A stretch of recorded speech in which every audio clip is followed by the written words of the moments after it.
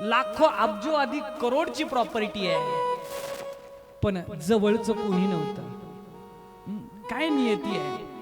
महाराष्ट्रभर ती व्यक्ती विमानाने फिरली असेल, पण ज्या मातीत पहिला श्वास घेतला त्याच मातीत शेवटचा श्वास सोडला. त्याच मातीत मारावा लागला. काय नियती हो. दुःख आहे तुम्हाला. तुम्हाला असं वाटतं दुःख आहे. उभा महाराष्ट्र त्या व्यक्ती करता रडत होता. आपण सोशल मीडियाच्या माध्यमातून पाहतोय, पण 2 मुलं आहे त्या व्यक्तीला, डोळ्यात पाणी नाही, फक्त असे. सांगा ना दादा.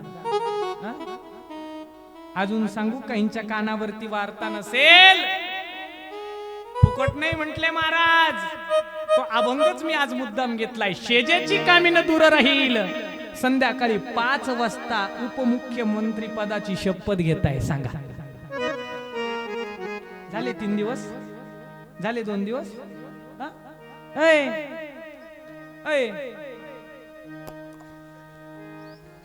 ही माया आहे दादा. हे वरवर वरवर मया आणि उपशी निज ग बया. कोण नाही ना कोणाचं दादा. ठेवल्या ठिकाणी राहणारे. अरे एवढ्या मोठ्या राजाची हाले, तर आपल्याला पीठ येतं डाळ नाही, डाळ येतं गुळ नाही, गुळ येतं तेल नाही, सगळं इथं गॅस टाकी संपेली. नाही,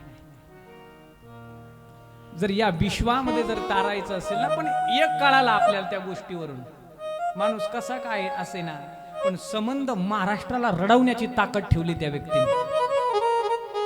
कोणतं पण कुठं कधी पण जायचं असेल तर कोणत्याही प्रकारचं त्या ठिकाणी वशिला, कोणत्याही प्रकारची अपॉइंटमेंट घेवा लागत नव्हती. डायरेक्ट दादाचा वादा पक्का होत होता. ज्या माणसाने अहोरात्र महिन्यातून 2 दिवस बारामतीला घरच्यांकरता वेळ होता, चुलत्या काक्यांकरता, पोरा बायकोंकरता वेळ होता, बाकी 28 दिवस महाराष्ट्राकरता, महाराष्ट्राची सेवा करत फिरत होता तो व्यक्ती.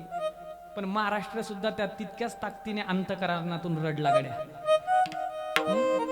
अंतःकरणातून रडला. असं काहीतरी कार्य पाहिजे हो माणसाचं. पण नाही तर काय आला याला,